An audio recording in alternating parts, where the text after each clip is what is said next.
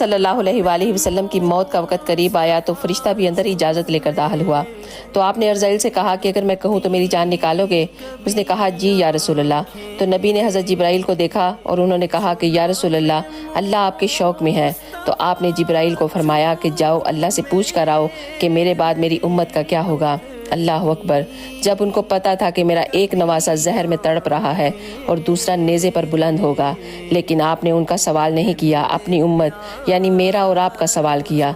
तो हज़रत जिब्राइल वापस गए तो जवाब आया, या रसूलल्लाह, आपका रब इरशाद फरमाता है कि मैं आपकी उम्मत को अकेला नहीं छोड़ूंगा। मैं आपको यकीन से कह सकती हूँ कि अगर हमारे नबी ये सवाल ना उठाते तो आज हम सब बंदर और हंजीर बन गए होते।